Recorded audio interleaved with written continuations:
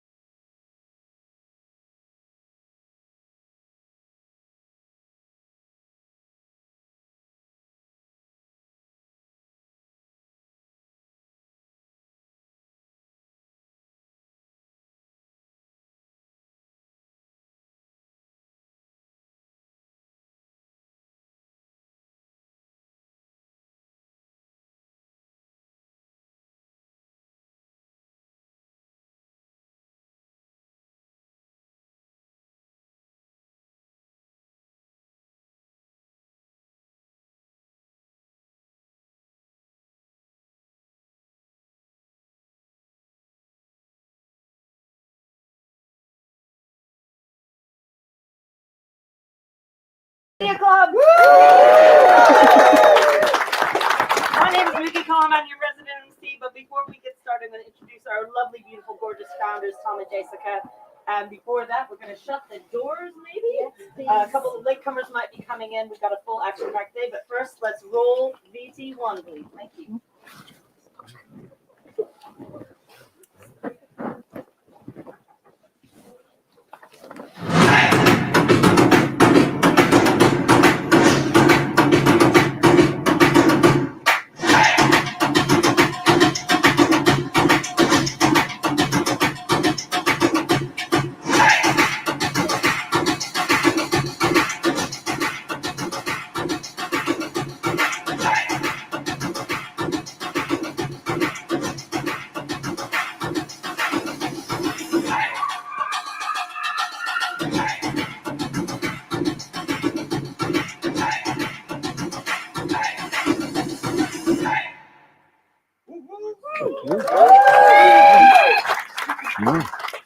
Good morning.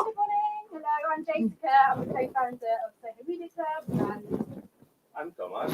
Nice to meet you. hello, Thomas. Thank you all so much for being here. It's our first edition of the BU Festival. And it's really, really nice to see you here.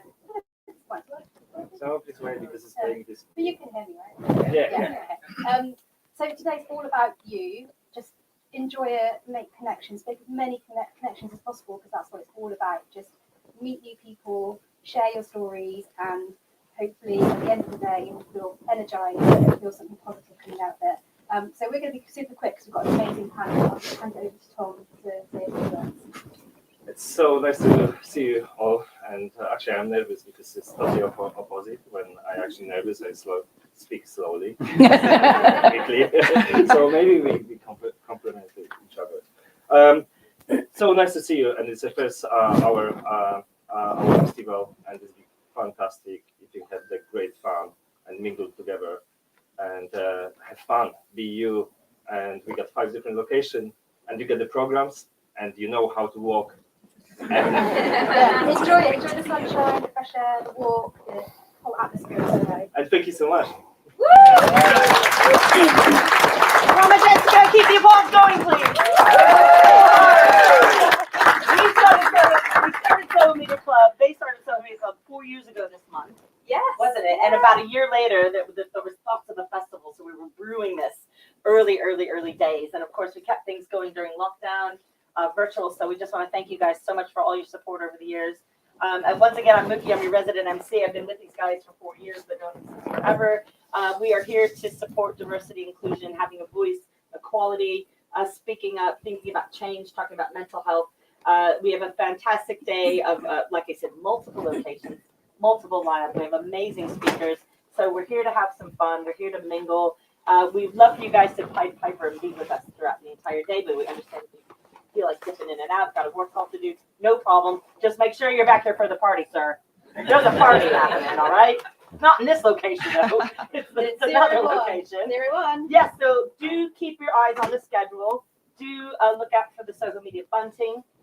And also there's lots of hand gels and masks if anybody wants to stay safe and just will be mindful of each other's preference first and foremost. I'd also like to give a super warm welcome to Naomi and Cal down at the very end. Please give a huge round of applause. Who are our biggest signers for this venue only. We wish we could kidnap them and steal them all day. And in fact, I might do that anyway, everywhere I go. Make her keep signing until I stop talking. Okay. Without further ado, our first session today is around content making impact. We have an amazing panel. I'm going to proudly introduce Akil Ahmed, the media consultant and specialist in TV comms, diversity, and religion. Take it away, Akil. Have a great session, and we'll see you shortly. Well, I hope the sound's working. Is this microphone working? Because I just made a joke before we got here. I said, I bet the sound will be great because we're in the Dolby Studios. And that's not even a joke. It was my bollocks. Yeah, no. He actually said that. I actually said, sound's going to be great in here. We're in Dolby Studios. Anyway, look, my name's Akil Ahmed. Yeah. Sounds good. Yeah, no, and he knows what he's talking about. Yeah. So I'm Akil. I'm going to be chairing this. And what I'm going to do very, very briefly, because we haven't got a lot of time, is I'm just going to throw over to all my fantastic panelists here, and just going to briefly introduce who they are and what they want to get out of this session as well. So Yari, over to you first. All right, so I'm Yari Igihon. I am a creative diversity partner at the BBC. I look specifically at the slate of scripted right across the board. So that's comedy, drama, and film. And I'm hoping to meet lots of people and hope progress a lot of our kind of thinking and discussions along around all of our different diversity and inclusion thinking today, and kind of learn some stuff, I hope.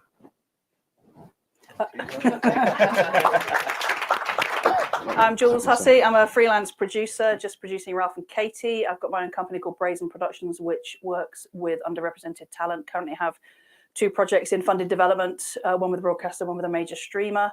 I am co-founder of the Call It app, which enables producers and production companies to monitor bullying and harassment.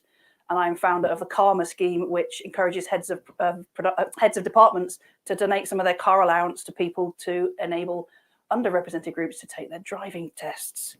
And is that everything? Yeah, I think so. Sorry.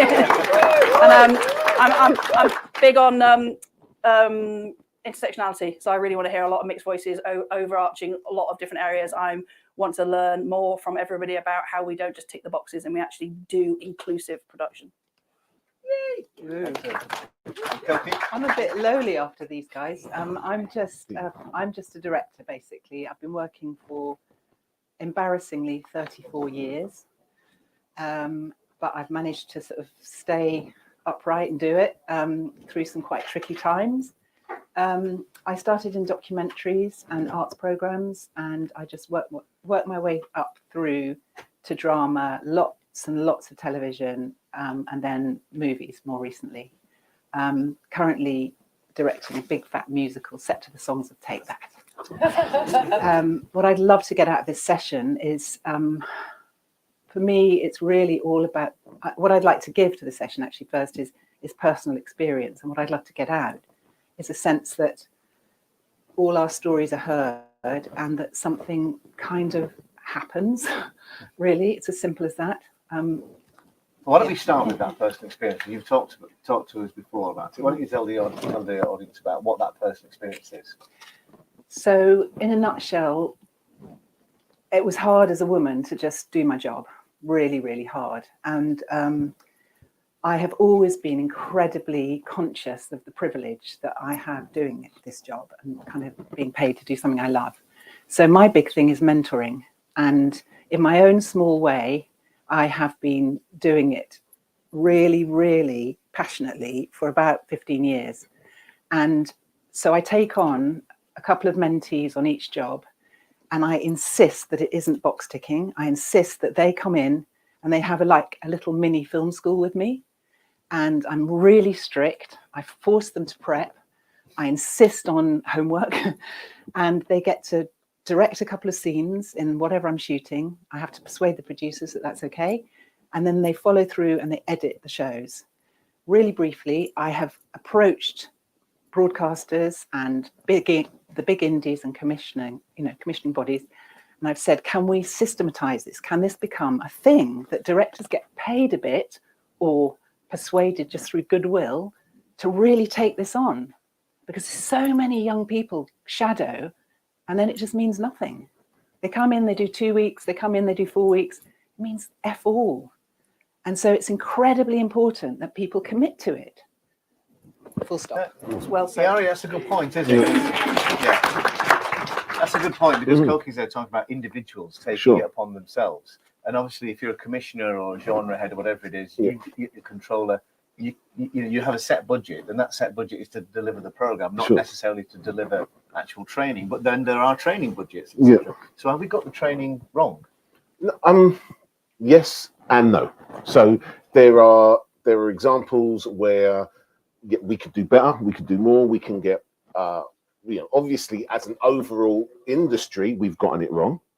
Otherwise we wouldn't be, we're facing a real kind of crisis in terms of a lack of people going into the industry with the skills and the experience needed to keep making the amount of shows that we need to make. So we've gotten it wrong in that regard, because it's not that there aren't enough people and there aren't enough people wanting to do the job. We're not keeping them in the industry because we're not creating. We're not cognizant enough of the requirements and the needs of people coming into the industry, whether they are retaining them in the industry. We're seeing lots of people dropping out at different levels for all sorts of different reasons, and we haven't done a good enough job in terms of pipelining people in. That said, there are lots of great examples of training and lots of great examples of development. I'm looking at people who are responsible for some of those in this room right now. So the picture is mixed, but overall, as an industry, we haven't done enough, and we do need to do more. But this is a radical approach, isn't it? It's actually not that radical. Actually, we all just, it's just helping somebody. But the fact of the matter is, financially, there's no framework for it. I'm the person that other producers hate because it doesn't cost that much. In fact, it doesn't really cost anything. And every project. So I was line producing. I actually line produced with Koki many years ago. But since I've been producing, every single job I've done, I've started up a scheme on that project. It is never. On all of them, we've got some money. Invariably, we've not needed it. How do you make it work then? You just will. You just have to want to do it. It doesn't take more time. You actually, everybody, the scheme we did, which you'll hear in the next session on Ralph and Katie, the members of crew that got involved in that got so much out of it. You are refreshing and invigorating your existing crew, as well as helping new people. And I don't mean young people. I mean new people. Yeah. And across the board. And it's just a mindset, and it's great at the sort of broadcaster level in terms of the diversity partners. For me, it's at the production company level and the producer level. If you don't have someone who wants to do it, it doesn't happen, or it becomes a tick box. And there's a huge amount over recent years where people are ticking a box and putting people in a job that they're not ready for, and then it just ends up being. Tick box, then. What's the problems? What's with tick boxing? Yeah. It means you're not actually. It isn't sustainable. It's literally you're ticking it and moving on. Okay, we've got that person. We've got that person of colour. We've got that disabled person. We've got that neurodivergent person. We haven't got anybody that's all of it because we don't know what intersectionality is. We've got a woman. Oh, we've got someone who is a mum. We've got a carer, but they're not actually engaged with a lot of projects where we've been told to tick boxes, and I've ended up having then to manage and support the mental health of people who have been given jobs that they're not ready for. And it's the following through. Yeah, we've got to really look at that part actually. The tick boxing is all about diversity. And people think a lot about diversity and then don't think about inclusion, and the two things go together, and you can't do one without the other. And so the tick boxing is a result of people only thinking about diversity. Let's get the numbers up, let's get the people in, let's get the spaces filled, and not thinking about what happens to those people when you bring them in. So that's the difference. And so what we're seeing is that there's a greater cognizance of the two things working together, that we have to improve diversity. But if we don't think about how we're going to do inclusion, then the first thing doesn't matter. So that's something that you're seeing more and more people understanding, and the vocabulary about how we talk about that, how we express that, is improving. So more and more you'll go into these sorts of sessions and people get that, which is it's a change that I've noticed over the last sort of 5 or 6 years. Something that could have had a conversation about 20, 30 years ago. We did exactly. We've been talking about this for quite some time. Yeah. And God, I can't even tell you how many schemes that I've launched or been involved in. So if that's the case, why do we keep getting it wrong then? If it's that simple, why do we keep getting it wrong? Who's to blame for that? Boy, do you know what I'm saying? I'm self-employed. I can say it. It's a very simple question. I may have to refer to BBC legal counsel before I answer this question. Well, I was the former head of ethics. Thank you. I appreciate it. Why do we keep getting it wrong? Ultimately, because we keep trying to do diversity without inclusion, and ultimately the people who get to kind of really have power over those things across the industry are people that don't necessarily have. All right, he's careful. Okay, all right, okay. So my understanding of it is that people intellectually get diversity. They get it intellectually. But a lot of people you come into contact with don't feel it right there, like to their core, understand that I have to do this stuff because of the experiences that I've had, the things that I've seen, the people that I've been around and their experiences. And because they don't feel it here, right down, right, what happens is as soon as there's some budgetary pressure, as soon as there's some scheduling pressure. As soon as there is any sort of thing, we've got all these plates to spin when we're in the TV industry. And what happens is that plate where it's like, let's be inclusive, is on the edge. And it's like, oh, I can only concentrate on these ones. And that's what happens. And ultimately, we have to get people to pull that one to the center and focus on that, because when we get that right, there's the benefits and the kind of the ripples that causes makes so many other things work properly as well. And that's what I think I do that. But that could be for one individual, right? Yeah. You can't. How is that for a whole industry?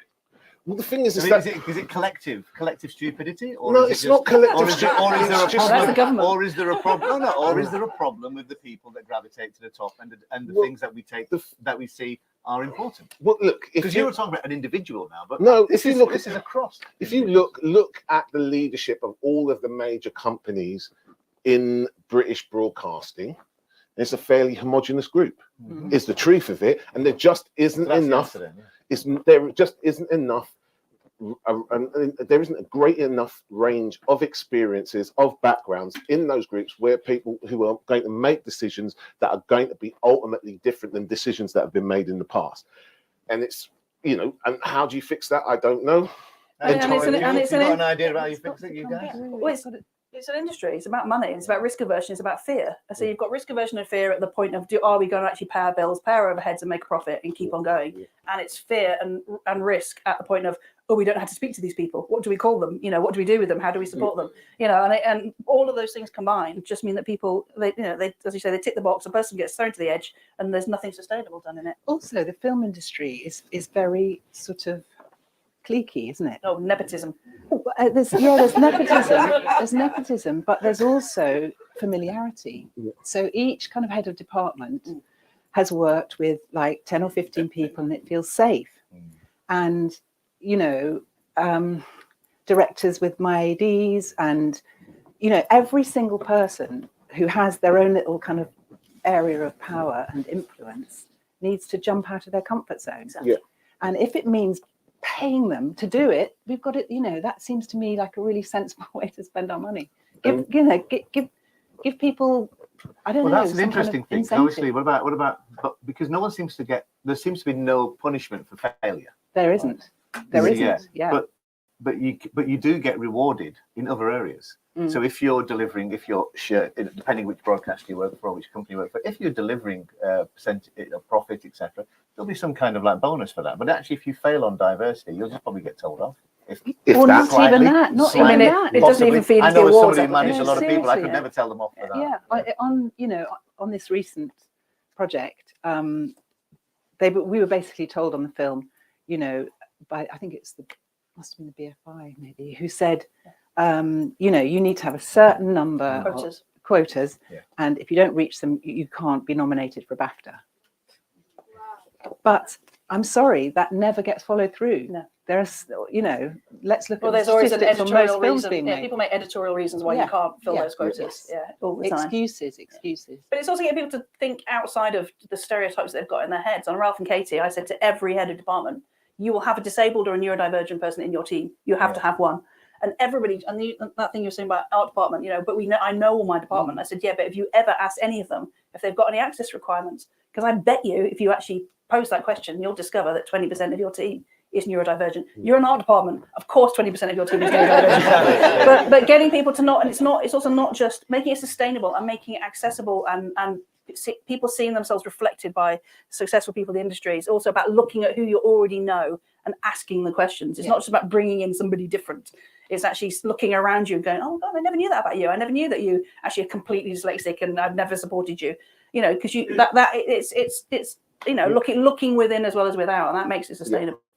I think America have a system where they produce directors who oversee these big, fat, huge shows. So you have your showrunner and producer director, and that doesn't exist in the UK. And I've often said to commissioning body, you know, commissioners of shows I'm on, how about I be the producer director, and then we bring in newbies, and I'll happily oversee the whole show.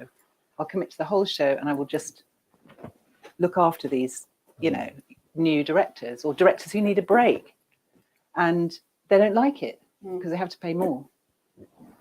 mean, I know from my own experience that actually having some very, very diverse senior leadership teams and projects, honestly, nobody ever congratulated me. Really? And in fact, and if the opposite, tell you the truth, if somebody white had made some of the programs I made, there'd been a ticker tape parade, quite frankly. Yeah. But it was taken as kind of granted that, oh, you'll do that. You know, it took 6 years to get into Mecca for me, 6 years. And you have the presenter standing in front of the Kaaba. If somebody else had done that, they probably would have got promoted, right? Yeah. So my point is this: it's actually what is so wrong that actually real game changers or real game changing just doesn't seem to deliver, just doesn't seem to be recognized. And actually, we just seem to be going along and having conversations like this, running entry level schemes. Yeah. But the fact of the matter is, if anything, it's probably got worse, right?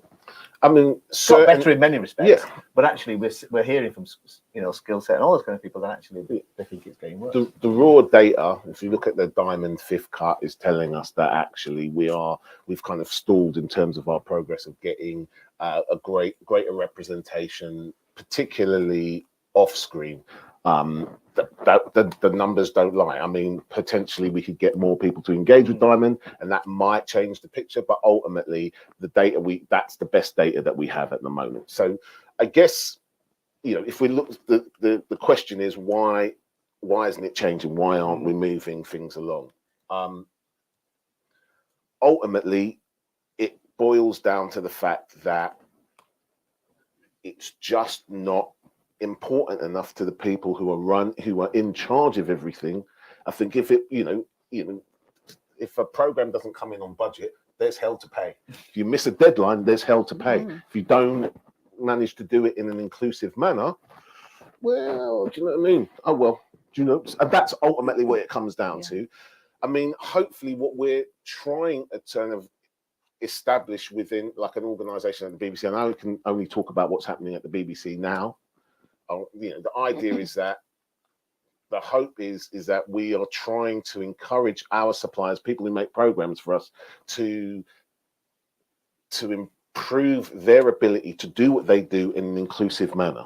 And our hope is that over time, as we start to understand the suppliers who are able to do it and the suppliers who are unable to do it, that ability to deliver on time, on budget, inclusively is going to elevate those companies and mean that they get more of our commissions, and the companies that can do on time and on budget but can't do inclusively will then become less. How are you going to manage that though? Because Yeah, the reality is, the reality is, if they've got the best idea, if they've got a really good idea, I can tell you now, no one cares about it. No, you're entirely right. And I mean, the thing is that the BBC's committed £100 million over a 3-year period to making more inclusive programming. We're monitoring what inclusivity means within that programming, but you've got to also understand that over that same 3-year period, our total commissioning budget will be something more like 1.2 billion. So the amount that we've committed, even though it's a huge amount,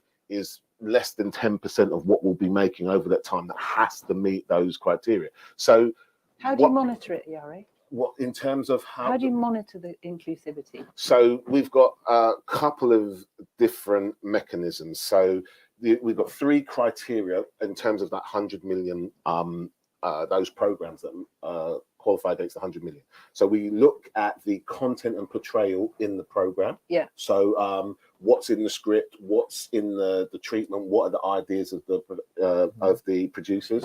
So we look at that and we analyze that. We look at the key senior roles. In scripted, there are 7 key senior roles. In non-scripted, there are about 8.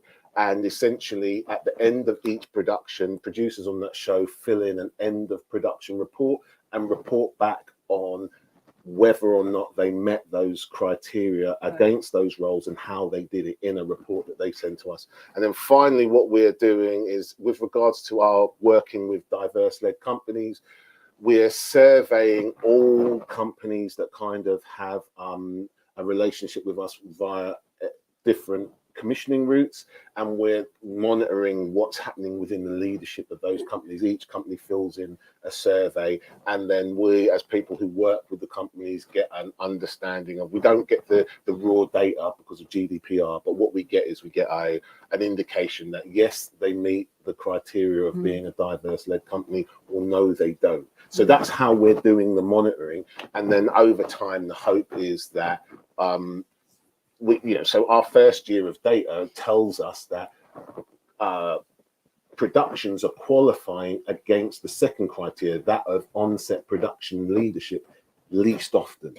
So that then gives us data in terms of the sort of interventions that we might be looking to make over the next 12 to 18 months to try and pipeline more. And how does that not just become like Albert, where people are monitoring what they're doing in terms of environmental, and basically everybody just lies. And nobody meets the targets, nobody's delivering on the ground. But when they submit that nice bit of paper to the BBC or ITV at the end of the job, they're not actually doing it. It's ticking the boxes at the start. I mean, the thing is that I lied to. I thought we met our own. I mean, the thing is, it's like, look, right, if you want to change anything, right, I want to stop people's homes getting robbed and people getting robbed in their homes. What do? I make a law, I make some policy, I make some law to say, right, that's not allowed anymore. That doesn't, in fact, stop people burglarizing other people, but it gives us a framework for what we do when it happens, all right?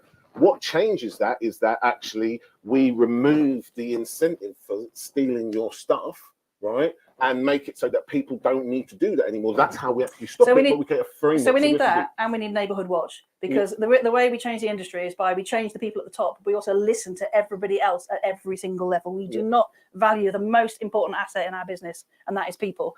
And in terms of intersectionality at that level, we're talking about discrimination, underrepresentation, mental health, care. People have got all these things going on in their life that we do not value.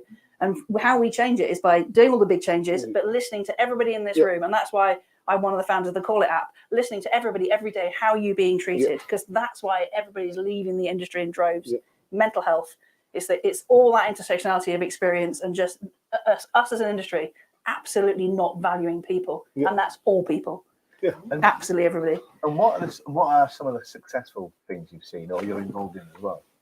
Successes, Success is just when people listen and open up their minds from the outset. It's when people say at the very beginning, what can I do? When people try and get it wrong, that's a success, because at least they've tried. And the amount of people I have, especially working on Ralph and Katie, and before that, I series produced a show called You Don't Know Me, and people were just terrified about how to talk about colour, how to talk about disability. And the success is when somebody says, I think I'm going to get it wrong. What can I do? To their colleagues, to an individual, not to reading a website or but just saying to one of their colleagues, how can I support you, and how would you like to be referred to? And equally, giving their own perspective from that. Everyone's got a lived experience. And that is the most important thing. When someone gets it wrong is when, or not when they get it wrong, but they pretend they got it right and they tick that box and send in the form. Not them. But in terms of game-changing kind of activity that actually is moving the dial, are there any ones that you'd like to highlight? I'm going to let the guys and the next panel talk about that, because that's a massive game changer, Ralph and Katie, in terms of disability. But for me, working on Save Me was incredible. Absolutely, I felt so relieved and happy that our crew was so why diverse. Was it so good then? What made it work, and how did you make it work? Just so simple. It came from the top. Came from Lenny. Yeah. He wrote it. He produced it. He said, "I'm not doing it if it isn't fully diverse and inclusive." And honestly, it was just like a huge breath of fresh air. I've worked in America a lot, and I've been on crews of 150 people where I'd say 11 people were of color or had any kind of, anything other than, the white norm. And I don't know, I just despair of the whole thing. So Save Me was amazing, and it won the BAFTA, and it got celebrated. Because a decision was made at the top. This is how it's going to be. We had the same guilt, and the lead actor, Mark Bonner, right at the start said it's a 50-50 crew in terms of gender. I will not do this job, it's not 50-50. We ended up with 56 female, 44, do my maths, I'm a producer, 44 male. It comes from the top. The cast have got a lot of power. So what are the good big successes then that you think that we can replicate, that we should learn from? So, I mean, what seems to Can be be somebody else's. Yeah, no, I mean, thank you. We've got plenty of our own. Thank you very much. Ralph and Katie. Other diversity schemes are available. I mean, the thing is that what seems to be driving it and where we seem to be succeeding at the BBC is when we allow people to bring us ideas and we recognize those ideas and we recognize the diversity in their ability to work in different ways. So Ralph and Kate is a great example. Prue's another example you'll probably hear about later today. Just what I mean, Dreaming Whilst Black is another example. Small Axe is another example. I May Destroy You is another example. Mood is another example. There are lots where the content and the creators drive everything, and because of the way that they see the world and the stories that they want to tell and the way in which they want to tell those stories, then that drives lots of the other things around that. So it doesn't mean because I cannot sit here and say, no, we've sorted it, thank you very much. Do you know what I mean? Pay your license fee. No, that's not what it is.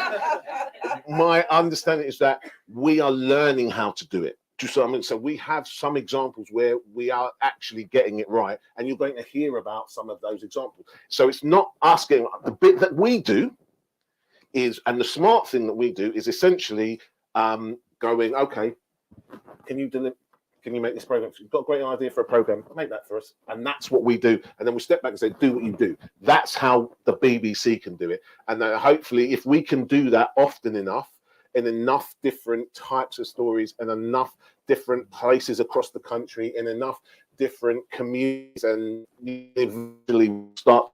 But you're right. So, if you think about it, we aren't doing enough yet. So the census figures coming out in July. Yeah. Have been delayed. Who's the single largest cultural diverse group in the country? Did I say disabled? Culturally. Boy, do you know what I mean? They didn't give me a preview of those figures yet. I mean, I'm just interested because it's Muslims actually. Yeah. We were looking at 4 to 5 million. Yeah. Right. But interestingly, when all those programs you reeled off, there was nothing for them. Nothing for them. So there's a big question here. If we have real diversity, to get it right, if we don't get it, I've got an example. One example out of about 8 Yeah. for a community of about over 5 And we've million changed, growing. and we've totally changed the game when we're not here. We're not having to have these festivals, and the diversity partners love them all. But when they don't exist, that's when we succeed. So that was my last question. Was going to be, what will success? How in the short term? What kind of success are we going to see? All right. So in the short term, we're going to see more programs made inclusively, telling inclusive stories and delivering against that. Right. Over the long term, what you'll find is that roles like mine, creative diversity partner, will kind of eventually kind of fade out as the level of the ability of people to work in an inclusive way and understand what that means, and their cognizance of that and their understanding of nuances. As that goes up, ultimately, you'll start to see people like me kind of put out to pasture. Hopefully. We'll be still having this conversation in 15, 20 years' time. Do you know what I mean? Yeah. Work for days, blood. Yeah, we'll have succeeded when we stop talking about it. But we're a long way off. It may never even happen. I mean, the thing I like to leave as a sort of message to go out with from me is do not underestimate the importance of allies. How anything changes in any part of life is to bring in allies. So the amount of people that contact me now and say, I'm not disabled. Just produce disabled-led show does not mean I'm disabled. I'm an ally, and allies are incredibly important. And that's when I look at sustainability of training and stuff, is making sure that each of those trainings has a champion, has an ally who will have it. We all have lived experience, and I genuinely believe nobody's lived experience. One person's is more valid than another's. It's just different. And by bringing all that together, we will change it between us. So let's not put ourselves into little silos. Oh, there we go. That's the disabled program. Yep. That's the black program. That's the Muslim program. I've done one. Look, we're at 3. Let's it's I'm all about allies. For the minority, the biggest minority that never gets any shouts. Sorry, for me personally, it'll be when all these producers I've talked to over 34 years, of all of them, that just one of them just rang me up and said, listen, I'm really interested in the way you do your mentoring thing. Can you tell us how we can do it on this next project? When did we last work together? Because maybe we should do it again. Yes. There you go. It's happening in front of you, people. I just, I feel really, I'm getting old now. And so I sort of think maybe I should hang up my spurs and do a bit more of the mentoring kind of, maybe working in some way to sort of make it more embedded in our industry and more the norm, really. That's what I would love. Well, I hope that was of some use, actually, because I think we're going to finish.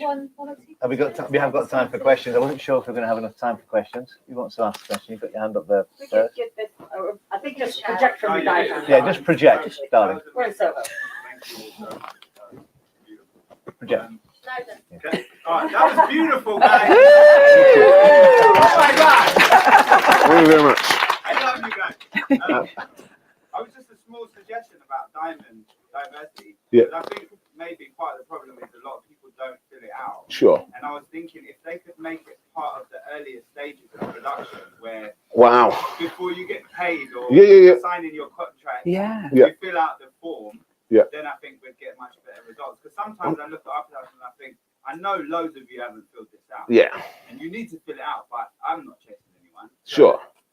Listen, it's funny you should say. I'm really glad you made that point, Teddy, because that's essentially the biggest learning that we found in terms of investigating the use of diamond on our productions. Is the biggest intervention you can make is getting productions to engage with diamond and get that whole process started much earlier in the production. The key thing is that it happens while people are still part of the production they're being asked about. That's the key point, that if you can get people to get there, so I don't know if it's inside baseball stuff, but there's a system. So on a production, there's someone who will put in a bunch of emails into a system called Silver Mouse, and that once that happens, that will trigger emails to the individuals.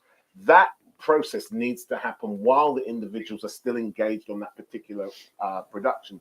At the moment, it predominantly happens as part of the post-production paperwork, and typically most people are working on programs as freelancers, and they've already moved on to the next production when they get the thing saying, can you fill in the data about what you did on that production and who you are, right? So typically that's the big intervention. And the way you make it happen is you put aside half an hour in a day's shooting schedule for everybody to do their form, because you pay people to do it, because you get all this stuff flying in and out of your emails and no one's got the time to do it. So you say, this is a half hour scheduled strip on the call sheet.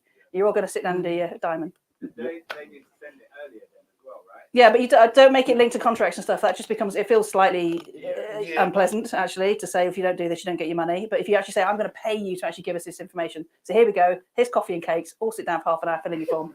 Yeah. And the key things is that there are a number of different things. So at the broadcasters, we need to do a bunch of admin to make sure that a program is set up on the system so that when a producer goes to the system and looks for their program, it's all set up and ready for them to go while they're still in production. So there are bits that at each stage in the chain that need to happen in order to make sure that works. But it's something that people are more and more aware of. Hopefully also, within the next couple of years, when they replace the diamond infrastructure, the actual system that they use, that will also make things easier. So it's something that's coming, but here's a confession. I haven't filled in for the last 3 jobs I've done. Yeah.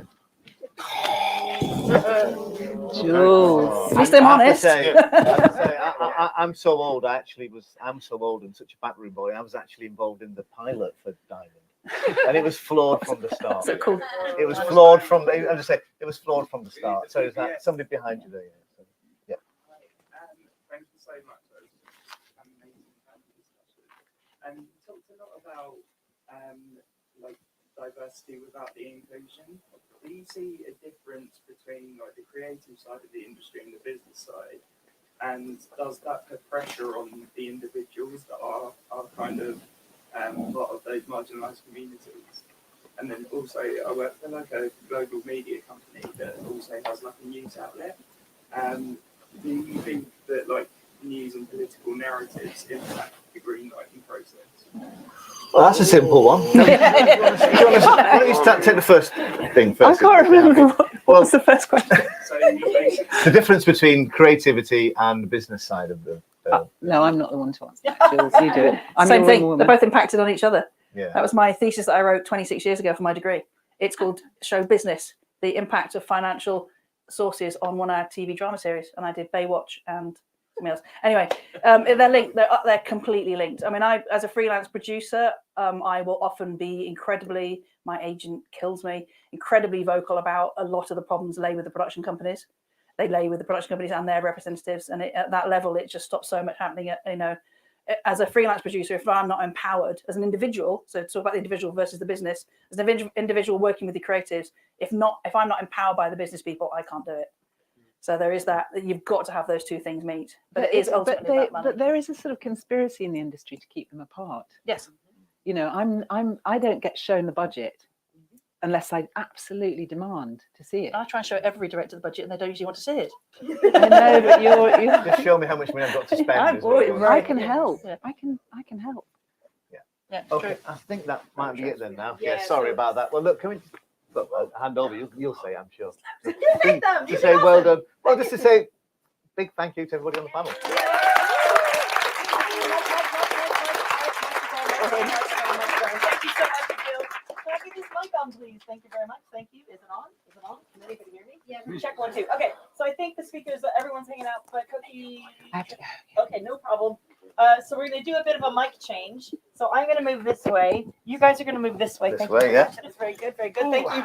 Thank you to Naomi Kai for sign languaging. One more round of applause.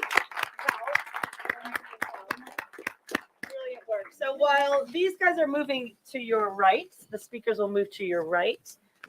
To your right. I thought we were supposed to go over here, weren't we? Oh, Yeah, oh, sorry. to the left now? Yeah, Oh, okay. Well, I'll stay to the right. I'm always right. Hi, can you tell me? Thank you. It's all right. Sorry. While this is happening, we are going to roll a trailer I'm from just Ralph. British. Sorry about everything, aren't we? Down to the right. We'll roll clip 1 any second.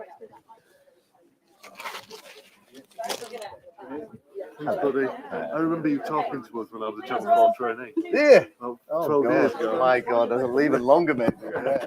I'll probably have some use. But I always thank you. There is one. Number 2. Thank you. Yeah, good. Get your mic up. Yes. This is the chair. I'll get your mic up. You can try and do it out of the way of the Yes. Kind of telling a story about any married couple and about how we have problems Yeah, with just family stick around for a members. while. and problems with Just drop this down problems for with me. each You heard other. me talk. Oh, yes. So you can drop the actual drop the mic back down here. Down. Is that, Thank you. And you if I attach this just your shirt. Thank you. How? Perfect. And then just pull the slack out for me. Pull the wide out. Ralph Wilson, this is your mother speaking. Drop the magazine. Hi. Thank you.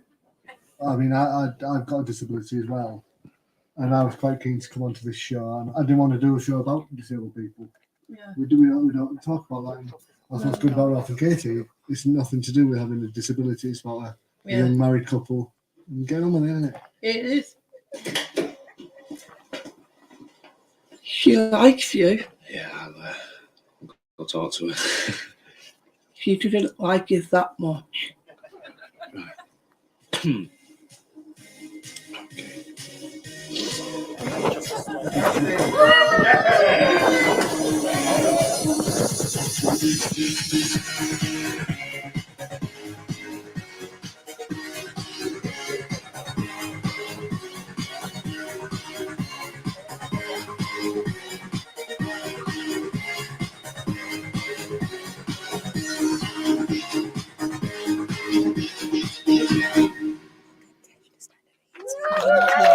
Okay.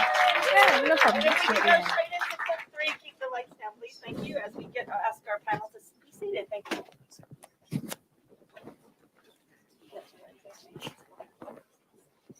Clip 3, please. Thank you.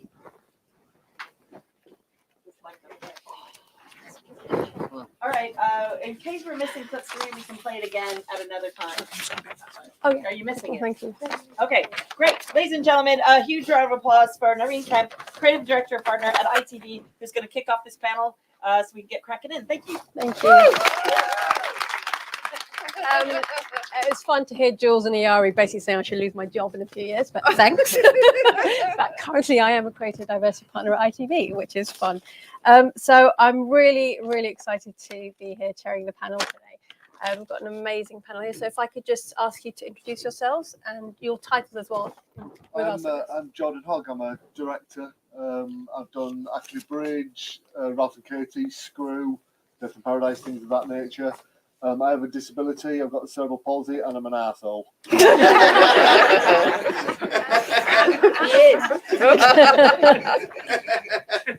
I'm Ben Ledsham, and this was my first production. I'm a floor runner / AD trainee on this production. I've been on various things with, such as Nolly and Play, and I have Poland's Anomaly. I am Claire Nanette. I was the EPK producer training for Ralph and Katie. I have something called mosaic Down syndrome, which is rare in the UK. Thank you. Really nice to meet you. So we know that Ralph and Katie is going to be a really exciting show. We are so thrilled even to be peripherally involved. So ITV Studios made it for BBC. So it's one of those unique things that actually it's 2 broadcasters involved, which I think is super exciting. That's really essentiality. So it's been really fun to be able to see from afar how well this has been going. Actually, can I ask you just to give a pitch? I'm sure you've heard. Did you explain what it was? So can we just do a quick pitch? Can you tell us what it's about? Yeah, Ralph and Katie is about a young couple who just got married, just got together. They both have learning disabilities. It's basically about everyone else interfering in their lives. Like any one of us knows, our parents interfere, our friends interfere, whether they have a disability or not. People take over situations and take out your hands. And I wanted to make basically the British version of This Is Us. I wanted to make it cry, then I wanted to make it laugh. And I think we've kind of really, I really feel like we've really pioneered something with Ralph and Katie, with the first show ever to have 2 learning disabled leads. And we have to have the most inclusive crew you've ever seen as well. It really feels like we've done something unique. And I've said since day one when I started this project, we're going to change the world. and like, we've changed people's lives, and that's been the most rewarding thing. Incredible. So this is going to be a groundbreaking series, definitely, 100%. for representation on screen and off screen. So can you explain how it came about? So who went, okay, this is the way we're going to do this? Well, I heard it when it initially came about. I think it was Christopher Eccleston and Leon that plays Ralph were on Lorraine or something. And Christopher Eccleston, this lad needs his own show. And it just kind of spiraled from that. And the way I came on board is I saw on Twitter it being greenlit. And I emailed my agent and said, can you get me anywhere near this? This would be fantastic. Before my agent read the email, he rang me up and said, they've been in touch asking if you want to do Ralph and Katie. Yeah, of course I do.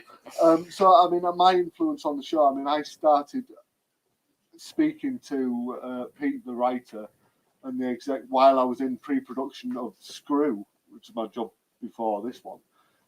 So I've had influence all the way through, and I've been managed to put my fingerprints on it. And I want to be inclusive as possible and represent disabilities as true and as honest as possible. I mean, I have a very dark sense of humour in my disability, and we do a one-handed clap, don't we, Ben? So yeah, I wanted to bring that side out to people and show the world. Excellent. So Ben, can I come to you?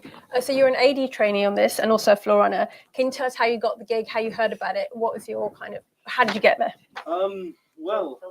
It was I was on a panel talking about my disability and the things I go through and stuff, and some of my experiences, how I see the world and things.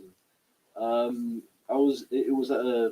there's a charity that's really amazing called Dank, and they are absolutely incredible.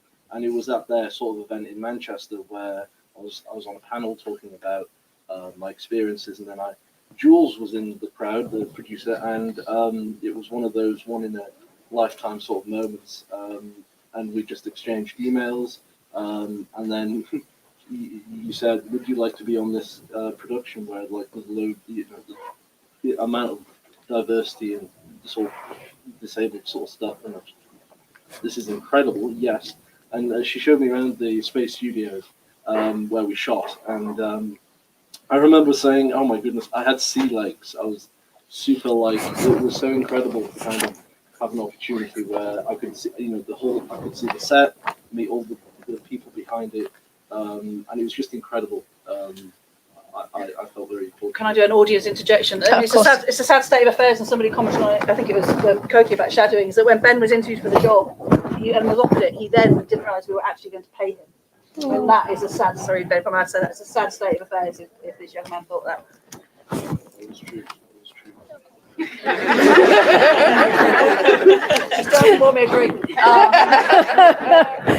So Claire May, can I ask you as well, what's your background in terms of getting this role? How did you get this role?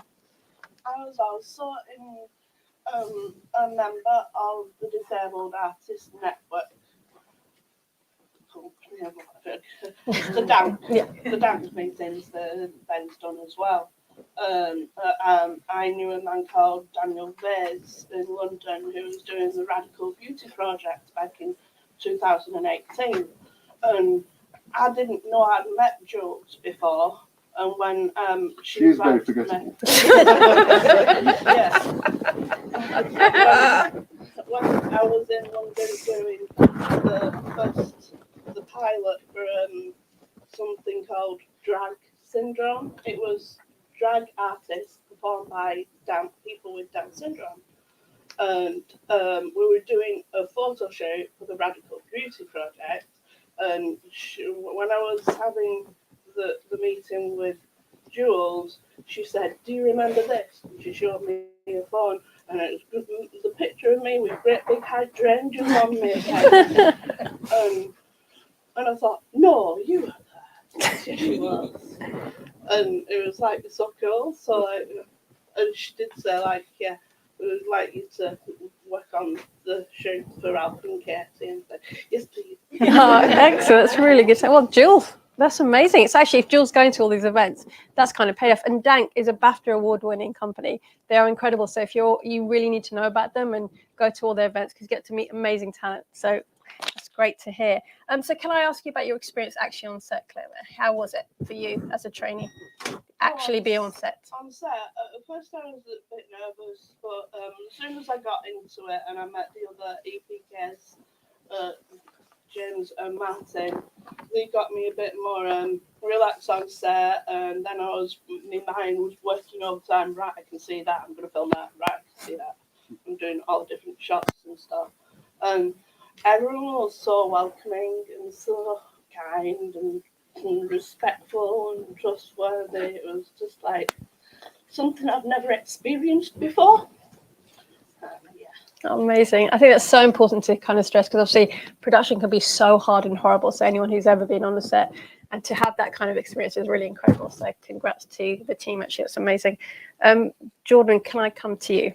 So you're selecting cast and crew. How did you ensure the other heads of departments and people are actually listening to what you're saying, which is, I need this set to be inclusive? How did you make that happen? Well, it started very early on. I mean, me and Jules sat down, we interviewed every crew member, but the top thing on our list was not their ability to do the job or how would they do it. It's how they'd react in the situation they're in. And the main thing for us was understand the gravitas of what we were trying to achieve, and if they could work as part of our team, and they could bend the ways of doing things to incorporate what we needed and include a disabled person in every department, and understand the constraints we had to work with at times, and understand how we would do things differently, and willing to do things differently, and willing to be part of the experience. And we hired people on their personality more than anything. Sorry, I'm just going to interrupt you for 1 second. I'm just going to clear my...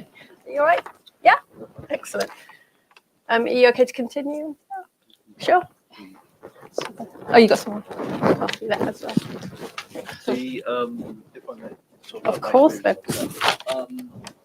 When I first joined up, every sort of beginner at this industry will have many doubts coming in, trying to sort everything out. And I think disabled people have, on top of, and any other sort of minority, will have a level of extra doubt on top of their already massive amount of doubt going into this industry. So when I came on set and did what I did, it took quite a bit to kind of get used to being floor on an AD trainee, and then a big part of sort of me is disclosing my disability. And it's a big question about whether you need to disclose your disability. This is a huge question for me personally because sometimes I hide my disability. But I felt on this production more open to talk about my disability than I ever have done before. And I felt that, for one of the first times I didn't feel pressured or people were thinking in a different way. People understood how I was thinking. And I think that is the real change of this. We were really open from the beginning, and we said if you've got any questions about us or our disabilities or anything, just ask, just say it, come out with it. And literally everybody, we all had name badges on, and we put our pronouns on there, and maybe something we liked, or our disability, or our job, what it entailed and things. And you wouldn't believe how many people found that beneficial. Not everybody knows what a gaffer is, or a grip is, or what they do, or anything like that. And even to that level, I mean, I had easy read call sheets, didn't we? Which was obviously accessible to everybody. Because when you look at the call sheet, it's like looking at a fucking matrix. So when you've got we literally put, this is when breakfast is, this is what scene we're doing, that's what scene we're doing, lunch, next scene, finish. It was that simple. And the amount, literally every crew member said, this is incredible. Why have we've never done this? That's really good. So, do you mind if we take a 1 minute break? Because I'm just very aware of the situation. Could you all talk amongst yourselves? Just going to talk to Claire May. Is that right? Thank you. If this one works, I can fill in some Thank time. you. Thank you. I just want to check you're okay to carry on. So maybe Are you we sure? could do like a little bit It's totally up to you. So we can take a break or. Yeah, I just got to do if you want. Yeah. I know. But if you I want, only brought the trophy with me. That would have got me upset. So all you need to do is, if you don't want to be on the panel anymore, you just come and sit next to me. You don't need to say anything. You just get up and move. Yeah. All right. Yeah. Brilliant. Because they're really nice people, and if you want to just sit out and come back in, or you can sit there and I can talk to you as well because you've got your mic on, right? Okay. Yeah. You're cool. Yeah. Super. Cool. Brilliant. Thank you. I think we're great. Yes. Thank you very much. Super. I'm gonna. That's all right. So what does it actually mean? You're an AD trainee. You're on this amazing set that Jordan and Jules have set up. What does that actually mean in terms of inclusion? What are you seeing that other sets are not doing or seeing? So fortunately, this was my first production. So unfortunately, I don't have as much experience in many other productions, but I have since been part of productions that didn't have the level of sort of inclusivity as Ralph and Katie. But from what it means, sort of for me, is it means understanding. It means it means knowing someone might do something differently and allowing them to do it in that way, in a way they feel comfortable. Because I think people get used to certain things doing one way and they're like, right, this is the way, or it's not any other way. And that isn't ideal for someone who has to try and figure out their own sort of way of doing things. Yeah, for me, it would definitely be understanding and finding your own way of doing things. Excellent. Claire, can I ask you, so what's the biggest takeaway you've got from this production? What have you learned that you're going to take with you to the next role? Being professionalism, learning about the right behaviours in the workplace, definitely. As I was seeing everyone else doing what they did in their jobs, in their roles, sorry. I learned to be a bit more in myself, more step back. So now I wouldn't be my emotional self. Learned to keep my feelings to myself, but just carry on with the job and push on through. Excellent. Super. Yeah, go on, John. The outtake, the amazing that you made right at the end. Yeah. Cheered us all up. Like you were filming throughout the entire production, doing various bits, and just seeing how much fun we all had on set. It was quite something. Your little video encapsulated that. Incredible. So Jordan, you've made this amazing show, fully inclusive. Everyone's actually happy and enjoyed the experience, which is a really big plus.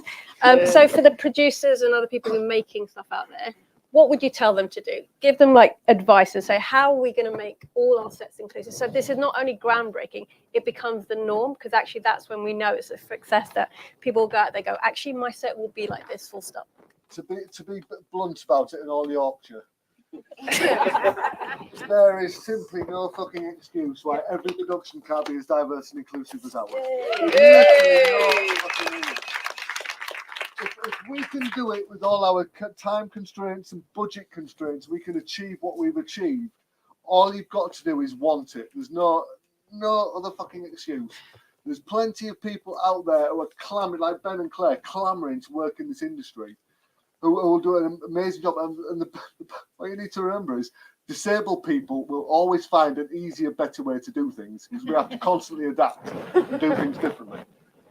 You've got a gold mine which you can so easily tap into, and we'll be so grateful to come and work in this industry.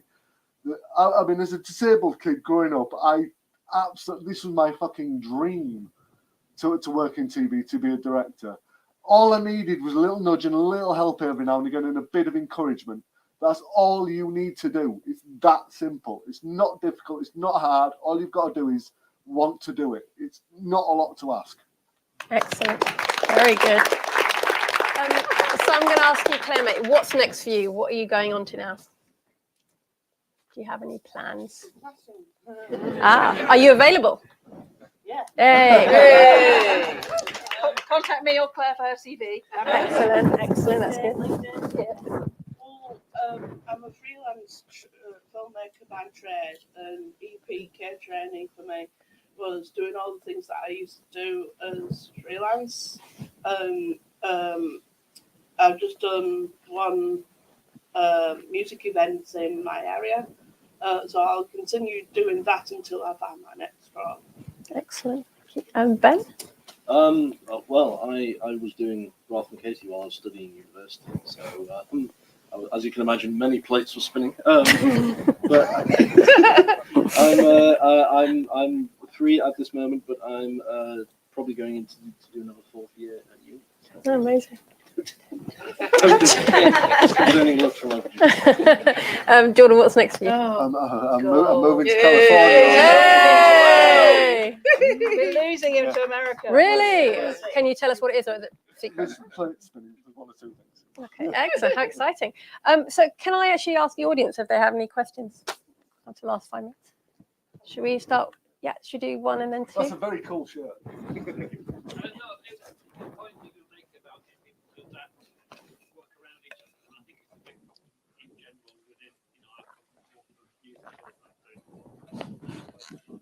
People are so set in ways.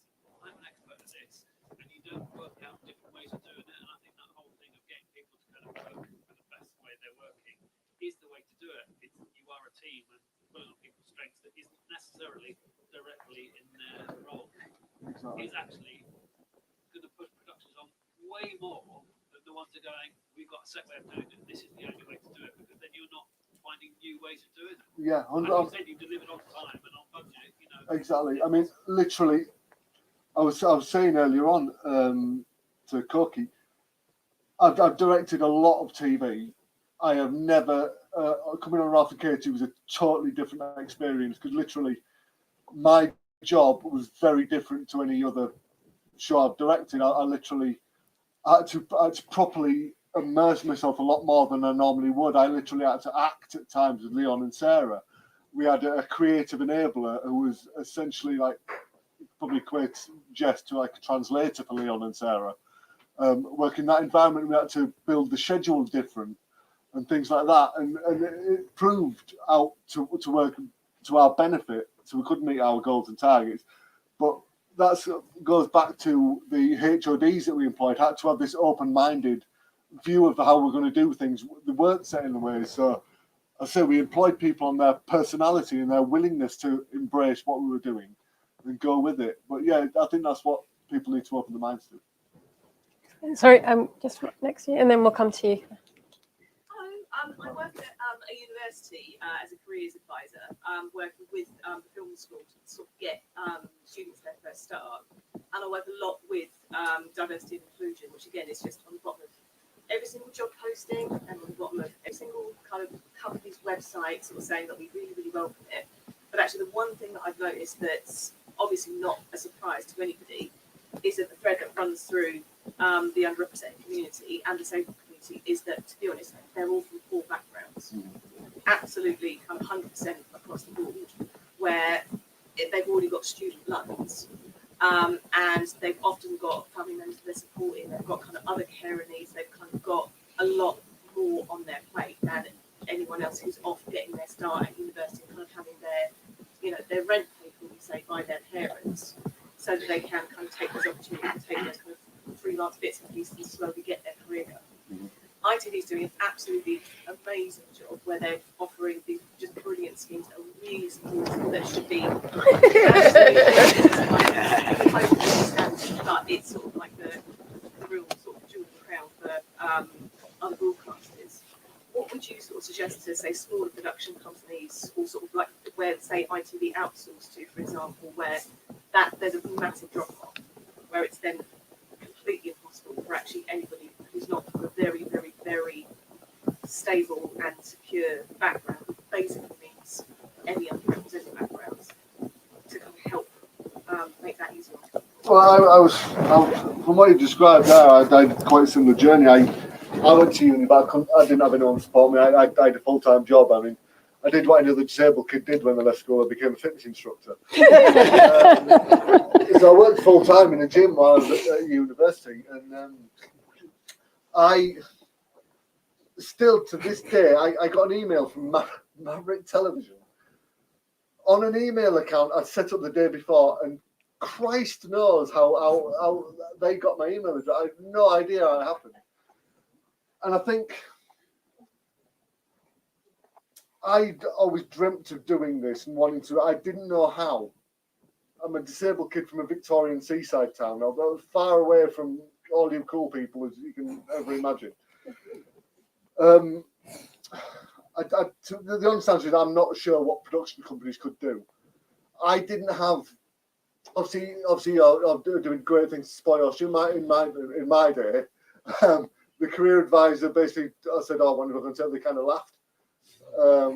So we didn't have that back then. I think I don't know. Can you help me out with this, Jules?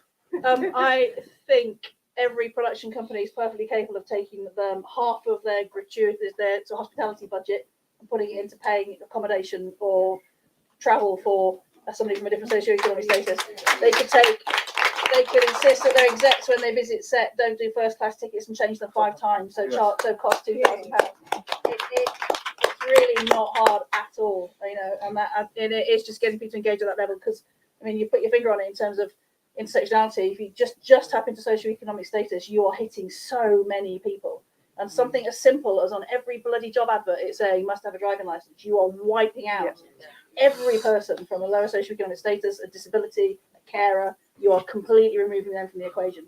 So just something as simple as that. But yeah, there is always money. There is no excuse. People just need to look at their budgets and take a small percentage out of those.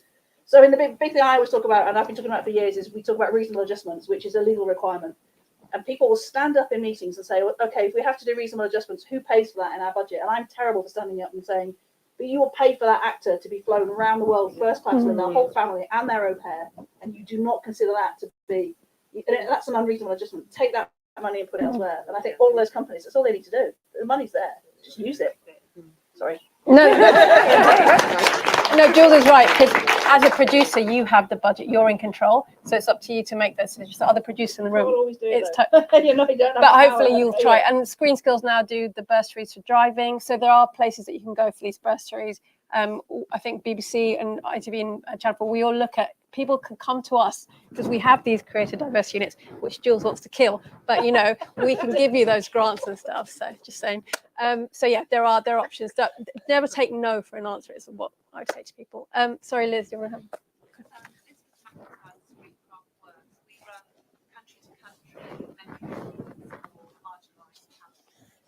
I would love to hear a little bit more about the creative enabler role. I thought that was just really interesting, and I wonder whether you could talk about that and what that role sets out to do and how we can integrate such a role into production. Yeah, I mean, our creative enabler we had was called Jess. She's from a company called Access All Areas, and I couldn't have done Ralph and Katie without Jess. Essentially, to put it in a nutshell, I think the way I looked at Jess's role was kind of like a translator. we just set up. How long was it? About 6 weeks rehearsal beforehand with Leon and Sarah, and they had their own rehearsal space. And what Jess did is she had different ways of doing techniques of helping Leon and Sarah find the emotions. She had different ways of exploring that with them. And when we were on set, I'd block it through still, and we'd talk about the scene as we conventionally do.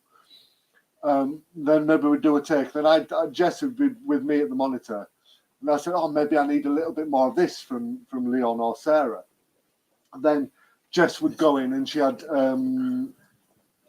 We'd like, for example, if we needed more energy on a scene, we'd pump up the music, and everybody'd run on set. The whole crew would come on. We'd all be dancing and stuff. Then all of a sudden we'd leave pretty quick, and then we had all the actors were infused with all this energy to get it across. It's just things like that that you'd never ever do I've never ever come across on another job before. And we're learning techniques every day on how to do things. Like there was a technique called mirroring, where Jess would perform what I needed, and literally Leon and Sarah would give the performance back, and things like that. Or Jess would sit in for Leon and Sarah when they weren't in shot, and she'd deliver the lines. That kind of thing. It was utterly invaluable. I can't put the show would have failed without Jess. I mean, we had ups and downs. Sometimes the techniques didn't quite work, and we were having to work out new ways of doing it. Literally, I had to go and perform with them on the floor and things like that to try and get it to work, and stuff like that. We just did crazy stuff to make it work, but it's invaluable. I mean, I think it sounds like an amazing role, and it's sort of the whole area of emotional intelligence techniques. Do you think there's any sort of relationship to with intimacy coordinators and that whole area of 100% emotional intelligence or production? 100%. We had Ita, intimacy coordinator for the. I mean, there wasn't really any intimacy, but scenes where the guys were close in bed together, and things like that. Them two fields are very closely knit, and Ita and Jess were. I say we couldn't have done the show without them, and their understanding of how the amount of times I was interested how the what's the word I'm looking for, neurologically how it all works for Leon and Sarah.